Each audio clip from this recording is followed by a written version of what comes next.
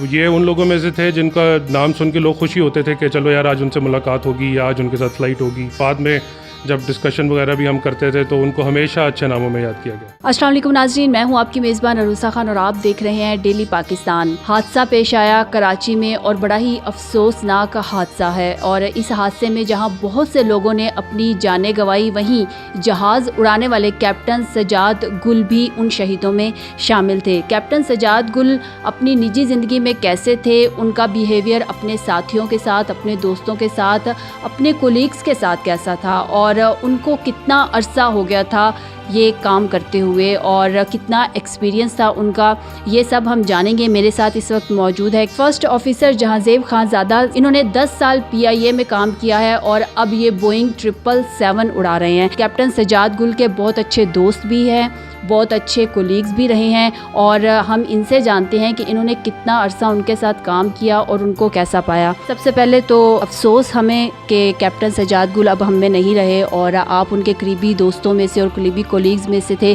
तो क्या कहना चाहेंगे आप? ये एक बहुत बड़ा लॉस है हम सब के लिए। करीब का होना या ना होना एक अलग बात है, मगर हमारा PIA का सारा क्रू हम सब एक दूसरे के उतने ही करीब हैं जैसे फैमिली होती है। तो एक बहुत बड़ा लॉस है जो कि हमेशा ये लोग हमारी दुआओं में याद रहेंगे। इनको हमेशा मिस किया जाएगा। कैप्टन सजाद गुल को आपने एक दोस्त के तौर पर, एक कुलीग के तौर पर कैसा पाया? उनका बिहेवियर कैसा था आप लोगों के साथ? बहुत अच्छा। और हालांकि मैं उनसे बहुत जूनियर हूँ, उनका फर्स्ट ऑफिसर फ्लाई करता रहा हूँ। अगर कभी भी ऐसा फील नहीं हुआ कि कोई मेरा सीनियर या मेरा कप्तान बैठा है या उन्होंने कभी कोई ऐसी बात की हो जिस पे कभी मुझे ऐसा फील हुआ हो कि मुझे दबाया हो या किसी को भी दबाया हो। ये उन लोगों में से थे जिनका नाम सुन के लोग खुशी होते थे कि चलो यार आज उनसे मुलाकात होगी या आज उनके साथ फ़्लाइट होगी। बाद में जब डिस्कशन वगैरह भी हम करते थे तो उनको हमेशा अच्छे नामों में याद किया गया। जब सजाद गुल साहब आते थे और उनकी फ़्लाइट होती थी और उन्होंने जाना होता था, तो वो आते ही सबसे पहले क्या काम करते थे? एक तो वो आके सबसे बड़ी खुश उसलूबी से मिलते थे, हर किसी से हाथ मिलाते थे।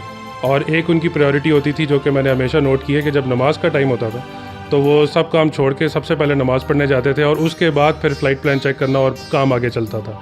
तो ये उन चंद चीज़ों में से है। और एक चीज़ जो कि मैं देखा था, जहाज़ में पंसूरा उनके बैग में हमेशा होता था और उसको वो जब भी उनको फ्री टाइम मिलता था वो ज़रूर पढ़ते थे। बाकी के जो स्टाफ थे, एयर होस्टेस थी या उनका जो को पायलट होता था, उनके साथ उनका बिहेवियर कैसा था? बिल्कुल ऐसे लगता था जैसे कि बड़ा भाई आ गया है या एक लीडर ऐसा आ गया जो कि हमें पता होता था कि यार कुछ भी मसला होगा तो हमारे पीछे सजाद गुल साहब खड़े हैं। कभी भी ऐसी फीलिंग नहीं आई कि हम उनसे डरे हों या कोई भी हमें कोई दबदबा सा फील हुआ हो, बिल्कुल भी नहीं। कैप्टन सजाद गुल ने कब ज्वाइन किया एज अ पायलट और कितना अरसा वो PIA में रहे और क्या उन्होंने PIA के अलावा भी कोई फ़्लाइट्स फ्लाई की थी? उन्होंने 90s में ज्वाइन किया है जहाँ तक मेरी इतलात है।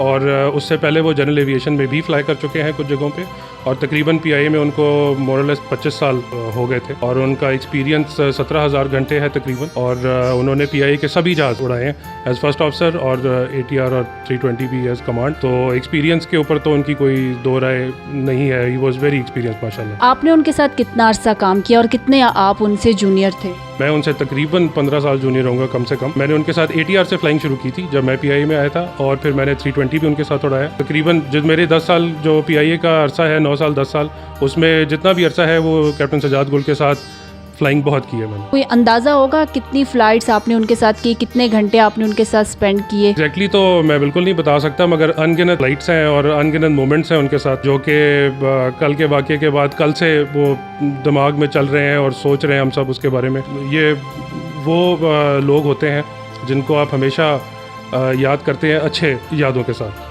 तो कोई ऐसी याद, कोई ऐसा लम्हा जो आप कल से उनकी जब से शहादत आपको ख़बर मिली है तो आप बार बार आपके जहन में आ रहा हो? कोई एक नहीं है। हर फ्लाइट मतलब आपको मैं ये बताऊं कि जब भी कोई फ़्लाइट उनके साथ होती थी तो एक एक्साइटमेंट ही होती थी कि जी आज कैप्टन सजाद गुल के साथ हैं तो ये होगा। वो जैसा बिहेव करते थे ऑब्वियसली इतनी कंफर्टेबल फ़्लाइट होती थी कि कभी हमेशा we used to look forward to it. कभी भी ऐसी फीलिंग नहीं आई। आखिरी दफ़ा कब मुलाकात हुई थी आपकी और बात कब हुई थी और क्या बात में उन्होंने क्या आपसे कहा था? मुलाकात को तो शायद 3-4 महीने हो गए होंगे, मगर ये कि मेरी उनसे आखिरी मुलाकात कराची में हुई थी जो मुझे याद है। मेरी ट्रेनिंग चल रही थी और वो अपनी एक ट्रेनिंग के लिए आए हुए थे। कोई ऐसी ख़ास बात नहीं, जो भी हंसी मजाक नॉर्मल होता है और हम सब एक दूसरे के साथ जैसे गुफ्तगू होती है बहुत ही हल्के अंदाज में एज़ यूजुअल। उनसे वहाँ मिल के भी बहुत खुशी हुई। मेरी आखिरी याद उनके साथ वही है और फ़ोन पर शायद महीना डेढ़ पहले बात हुई होगी तो कोई ऐसी ख़ास बात नहीं जो कि मैं बताऊं कि बट लोग कह रहे हैं कि जब किसी भी तैयारे को हादसा पेश आता है तो मोस्टली जो मलबा होता है वो कैप्टन पे डाल दिया जाता है। तो क्या कहेंगे, आप बजाते खुद भी एक कैप्टन हैं और आप एक बतौर पायलट आप काम भी कर रहे हैं और आप PIA में भी 10 साल रहे हैं, तो क्या कहना चाहेंगे? ये तो मैं कुछ नहीं कह सकता कि क्यों आता है, मगर हर किसी का एक अपना ओपिनियन होता है। मफरूज़ों पे लोग बहुत बात करते हैं, मगर ये कि मैं सिर्फ ये एक बात कहूँगा कि जब तक एक्चुअल रिपोर्ट और सब चीज़ ऑफिशियली ना हो जाए तब तक किसी नतीजे पे नहीं पहुंचना चाहिए। तो अभी कुछ भी कहना कबल अज़ वक्त है और मेरा नहीं ख्याल कि किसी को भी ब्लेम करना या कोई भी बात करना इसके बारे में इस वक्त जायज़ है। जी नाज़रीन, जैसा कि आपने देखा कि कैप्टन सजाद गुल साहब अपनी ज़िंदगी में अपने दोस्तों के साथ कैसे थे, अपने कोलीग्स के साथ कैसे थे और उनका एक्सपीरियंस कितना था, ये सब हमें बताया पायलट जहांज़ेब खानज़ादा ने। इसी के साथ अपनी मेज़बान अरूसा खान को इजाज़त दीजिए। देखते रहिए डेली पाकिस्तान। अल्लाह हाफ़िज़।